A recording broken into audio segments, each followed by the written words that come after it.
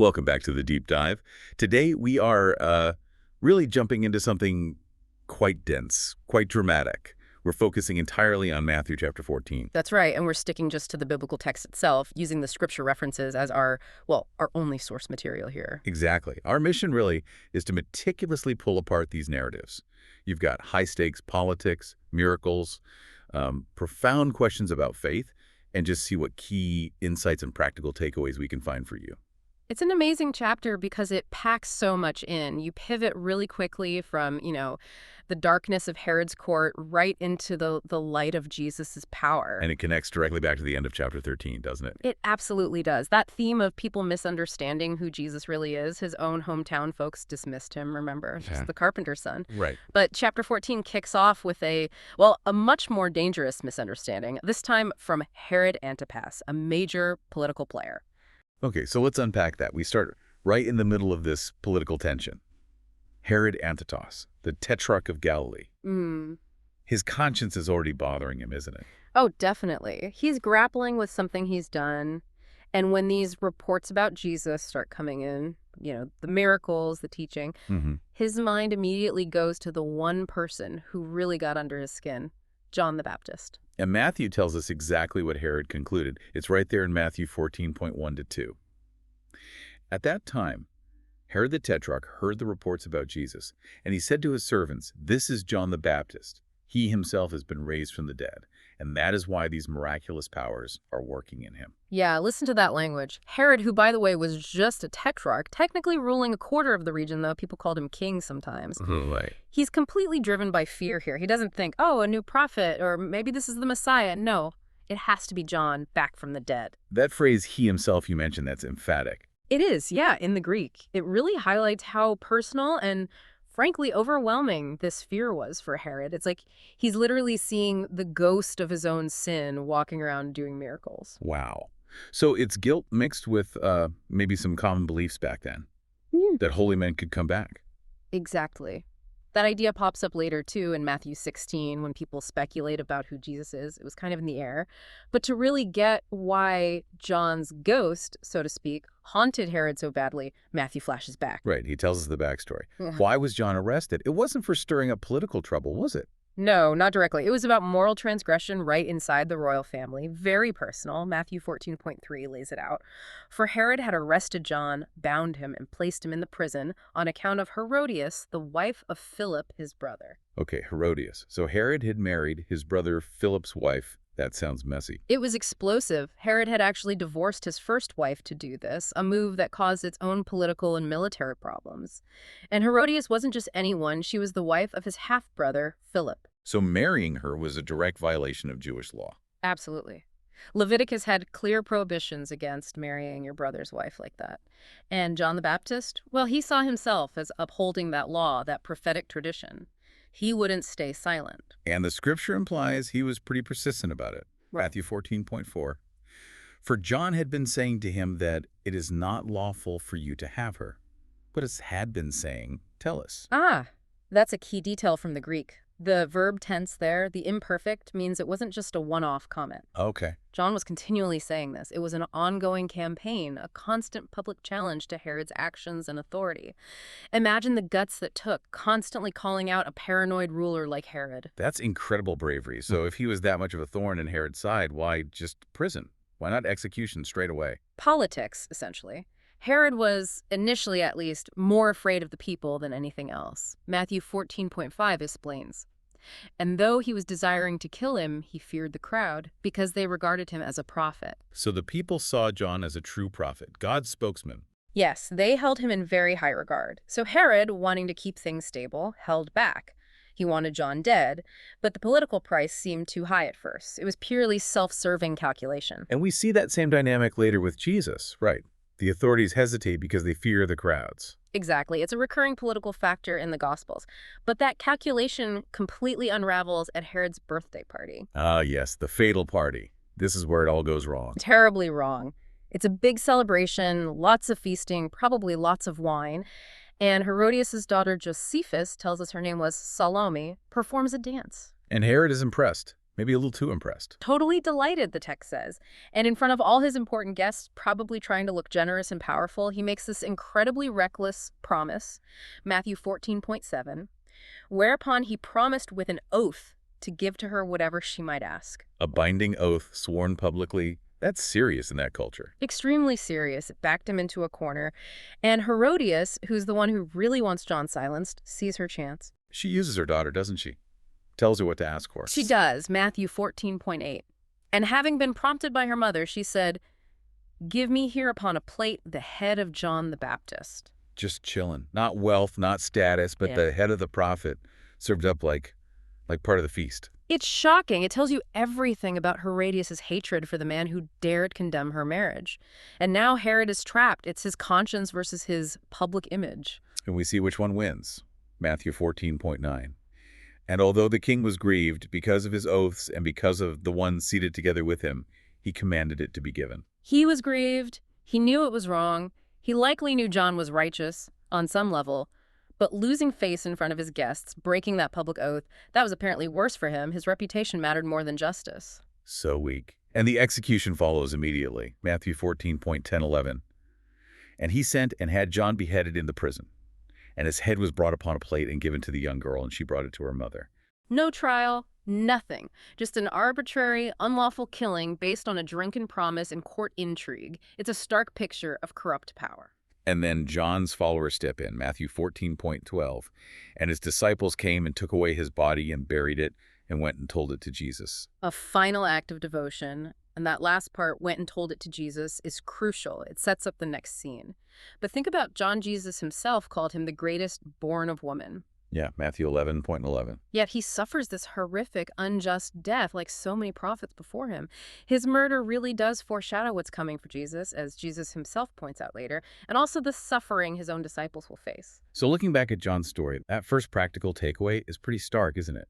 Speaking truth to power often comes at a terrible cost, even physical death.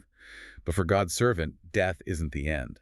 John's stand cost him his life, but it validated his entire purpose. Well said. It's a heavy start to the chapter. It really is. And the mood shifts dramatically right after that news reaches Jesus, Matthew 14.13. Now when Jesus heard it, he withdrew from there by boat unto a deserted place by himself. And after the crowd heard it, they followed after him on foot from the towns.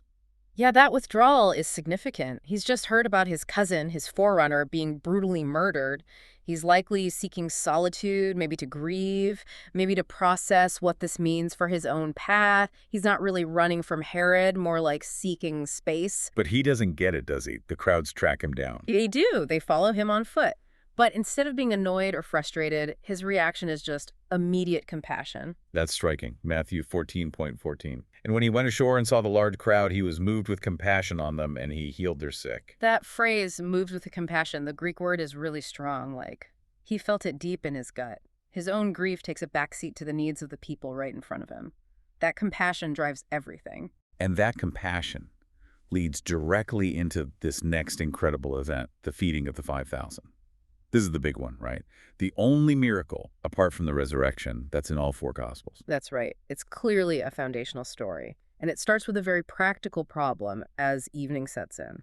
The disciples step up with a sensible solution, Matthew 14.15.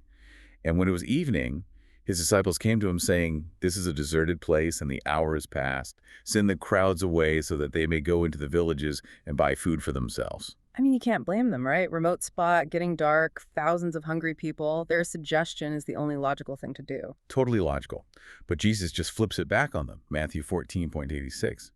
But Jesus said to them, "They do not have need to go away. You give them something to eat." You said that "you" is emphatic. Yeah, very much so. In the Greek, it's like he's pointing right at them. You solve this. He's forcing them to confront the sheer impossibility of the situation from a human perspective. And they immediately state the obvious problem, Matthew 14.17. And they said to him, "We do not have anything here except 5 loaves of bread and 2 fish. 5 little barley loaves, probably, and a couple of small dried fish. Maybe enough for one person's lunch, if that. It's practically nothing compared to the need. 5,000 men plus women and children. The scale is enormous. Exactly. The disciples see the massive deficit. Jesus sees an opportunity. And he tells them, "Bring them here to me," Matthew 14.82. Then he starts orchestrating things. He does. First, he has the crowd sit down. Actually, the word suggests recline, like for a proper meal, a banquet on the green grass. He's imposing order on the chaos, setting the stage. Turning the wilderness into a dining hall. In a way, yes. And then the actions he takes with the food. They're very specific, Matthew 14:19. Then he commanded the crowds to sit down upon the grass. And taking the 5 loaves and the 2 fish, and looking up into heaven, he blessed it and broke the loaves, and he gave them to the disciples, and the disciples gave them to the crowds. Take, bless, break, give. That sequence sounds familiar. It's identical, isn't it? It's the exact same sequence of actions Matthew uses later to describe Jesus instituting the Lord's Supper. Wow. So he's deliberately linking this miracle to that future covenant meal. It seems incredibly likely. He's showing he's the source not just of physical bread, but of spiritual life and sustenance. It's packed with theological meaning. And the outcome is just abundance. Hmm. Matthew 14:20, day 21. Yeah. And they all ate and were filled, and they took up from the leftovers of the fragments 12 baskets full. Yeah. And the ones who ate were about 5,000 men, besides the women and the children. Notice they were filled, satisfied. This wasn't just basic rations, it was complete provision. And then the leftovers, 12 baskets. Okay, the 12 baskets, is that just a random detail, or does the number 12 mean something here? Oh, it's almost certainly symbolic. For one thing, it clearly echoes Old Testament stories of God providing food, the manna in the desert for Israel, Elisha feeding a crowd with limited loaves. Jesus is doing something similar, but on a far grander scale. So he's like the new Moses, the greater Elisha. Exactly. And the number 12 almost certainly points to the 12 tribes of Israel. It symbolizes provision for the entire people of God. And maybe, more immediately, it relates to the 12 disciples themselves. How so? Well, the guys who started out saying, "We have practically nothing," each end up collecting a full basket of leftovers. It's like a visual lesson. Yeah. When you give your inadequate resources to Jesus, what comes back is more than enough for everyone, including you. That's a powerful image. So it's not just about feeding hungry people, it's a picture of the kingdom, where God's provision overcomes all scarcity. Precisely. It's a taste of the messianic banquet, a demonstration of his authority over lack. Which leads us to our second takeaway. When we face those overwhelming needs, those deserted places, and all we have feels like 5 loaves and 2 fish, the answer isn't to give up or just send the problem away. It's about bringing what little we do have to Jesus and trusting his authority to multiply it. Yeah, it's about submission leading to abundance. A tough lesson, but a crucial one. Okay, so immediately after this incredible high point, this massive miracle, the story takes another sharp turn. We move straight into the third narrative, Jesus walking on the water. And the first thing Jesus does is strange, Matthew 14:22. And immediately he made the disciples to get into the boat and go ahead of him onto the other side while he dismissed the crowds. Why does he make them leave? Why send them away so fast? Well, the text says he made them, it suggests some urgency, maybe even resistance. Think about it. He just fed thousands miraculously. The crowd is probably buzzing, maybe wanting to make him king right then and there, like John's gospel mentions happened after a similar feeding. The political angle again. He's avoiding being turned into a political messiah. Exactly. He consistently sidesteps that. So he needs to get the disciples away from that potentially volatile energy, and then he handles dismissing the crowd himself. And once they're gone, what's his priority? Matthew 14:23. And after dismissing the crowds, he went up to the mountain by himself to pray. And when it was evening, he was there alone. Prayer. Solitude. Even after a huge ministry event, even with his grief over John, likely still fresh, he withdraws to connect with the Father. That pattern is so important in Matthew's gospel. He finds strength and direction in prayer. Meanwhile, the disciples are out on the Sea of Galilee, and they're in trouble. Matthew 14:24 gives a pretty rough picture. But the boat was already many stadia from the land, being battered about by the waves, for the wind was against them. Yeah, they're a good distance out, maybe a couple of miles, and rowing hard but getting nowhere because the wind is howling against them. The waves are crashing over the boat. It's not just unpleasant, it's genuinely dangerous. They're exhausted and fighting a losing battle. And it's deep into the night when Jesus finally comes to them. Matthew 14:25. And in the 4th watch of the night, he came to them, walking upon the sea. The 4th watch, that's really late, isn't it? It's the darkest part of the night, basically 3 a.m. to 6 a.m. They've likely been struggling for hours, maybe 6, maybe 9 hours, utterly exhausted, and he comes to them right then, at their lowest point. Walking on the water itself, that's a statement, isn't it? Oh, absolutely. In the Old Testament, God's power is often shown by his command over the chaotic waters. So Jesus walking on the sea is a clear demonstration of divine authority over nature itself. But the disciples don't see it that way initially. Their reaction, pure fear, Matthew 14.26. And when his disciples saw him walking upon the water, they were terrified, saying, "It is a phantom," and they cried out in fear. I mean, can you blame them? They're exhausted, scared, it's dark, the storm is raging, and they see a figure walking on the waves, thinking it's a ghost, some kind of omen, is almost understandable in that state. But Jesus speaks immediately to calm them down, Matthew 14.27. But immediately Jesus spoke to them, saying, "Take courage, it is I myself, do not be afraid." That phrase, "it is I myself," you mentioned it has deeper meaning. Yes, ego eimi in Greek. On the surface, it's me. But given the context, the storm, walking on water, it echoes God's self-identification to Moses at the burning bush. And Exodus 3.14. Exactly. So Jesus isn't just saying, hey guys, don't worry, it's me. He's subtly, or maybe not so subtly, declaring his divine nature. The great I am is here. Take courage. Wow, and that's the cue for Peter. Always Peter. He makes this incredible leap of faith, Matthew 14.28-29. Peter answered and said to him, "Lord, if it is you, command me to come to you on the water." And he said to him, "Come." And Peter came out of the boat and walked upon the water and came toward Jesus. Just imagine that moment. Stepping out of the relative safety of the boat onto churning water based only on Jesus' word, come. It's arguably the peak of human faith shown in the Gospels up to this point. Peter's just all in. For a moment. For a moment, yeah. Because the failure comes almost immediately after the faith, Matthew 14.30. But seeing the mighty wind, he became afraid, and beginning to sink, he cried out, saying, "Lord, save me." What happened? Why did he start sinking? He took his eyes off Jesus. Simple as that. He was doing the impossible as long as his focus was locked on the one who gave the command. But the moment he looked around, saw the mighty wind, the waves, the reality of the storm, fear kicked in. He shifted focus from the Lord to the circumstances. Precisely. And fear drowned his faith. But notice his prayer. It's not elaborate, just, "Lord, save me." A direct, desperate cry. And the response is just as direct and immediate, Matthew 14.31. And immediately Jesus reached out his hand and caught him and said to him, "You have little faith, why did you doubt?" Immediately. That's key. Peter didn't sink because his faith wasn't perfect. He doubted, clearly. But he was saved because Jesus reached out instantly. Jesus catches him despite the doubt. And gives him that gentle rebuke, "You of little faith." Not condemning, but questioning the doubt. Right. It acknowledges the faith he did have to step out, but points out the lapse. Jesus saves him first, then addresses the doubt. Then they both get back in the boat and the storm just stops. Matthew 14.32. And when they got into the boat, the wind ceased. The final proof. The chaos ends the moment the master of the chaos is fully present with them in the boat. And this leads to a breakthrough for the other disciples. Yeah. Matthew 14.33. And the ones in the boat worshipped him, saying, "Truly you are the Son of God." This is huge. It's the first time in Matthew's gospel that the disciples as a group make this confession. They saw his power over scarcity before. Now, his power over nature itself. They worship him.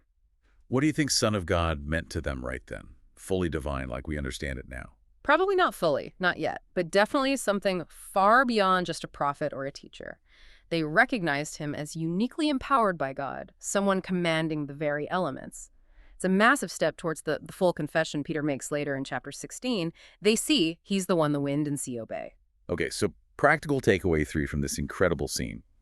Doubt creeps in when we take our eyes off Jesus and focus on the storm, the mighty wind around us. But the amazing news is, our safety doesn't depend on our faith being perfect, but on Jesus' immediate power and willingness to reach out and save us, even when we falter. Exactly. Salvation is in his grasp, not in the strength of our own grip. So the chapter winds down after that intense night. They finally reached the shore, Matthew 14.34. And when they had crossed over, they came to the land of Gennesaret. It's near Capernaum, right? Yeah. His home base. Yes, familiar territory for him and for the people there. And unlike the disciples out on the water who were confused, the locals recognize him instantly. And they don't waste any time, Matthew 14.35. And when the men of that place recognized him, they sent out into all of that surrounding region, and they brought to him all the ones who were sick. It's like an immediate mobilization. They know who he is, they know what he can do, and they want everyone to benefit. Word spreads like wildfire. And their faith is so tangible, so direct, Matthew 14.36. And they were begging him that they might only touch the edge of his outer garment. And as many as touched it were healed. They believed his power was so potent, so present, that just making contact with the fringe of his cloak was enough. Remember the woman with the issue of blood earlier? Same kind of desperate physical faith. And it worked. As many as touched it were healed. Complete healing, widespread. It just underscores his absolute authority over sickness and suffering, bringing the chapter to a close with this wave of restoration. Which gives us a final simple takeaway, number 4. Faith, even if it seems basic or just requires reaching out to touch the hem of his garment, is met instantly by Christ's power. He responds to that simple act of trust. So, looking back at Matthew 14, wow, it's a journey from Herod's dark, fearful court and John's martyrdom To the sunny hillside with the impossible feast showing God's boundless provision. to the stormy sea where fear meets immediate rescue and divinity is confessed. We've seen Jesus is Lord over political powers and death through John's story and Herod's reaction. He's Lord over lack and scarcity in the feeding. He's Lord over the chaos of nature in the storm. That authority is undeniable. It's what led the disciples to say, truly, you are the Son of God. Exactly. So maybe the final thought to leave you with is this. We've seen Jesus demonstrate absolute lordship over politics, finances, or lack thereof, and nature in this one chapter. How does really grasping that level of authority change how you face your own storms? The things that feel impossible, political anxieties, financial pressures, emotion turmoil, the things battering your boat. Yeah, that's the question, isn't it? The disciples saw his power over the waves, and they worshipped. When you're in your own fourth watch, exhausted and scared, what does that title, Son of God, truly mean to you? How deep does that authority go in your own life? A challenging thought to sit with. This deep dive into Matthew 14 has certainly given us a lot to consider. We hope it's been insightful for you too.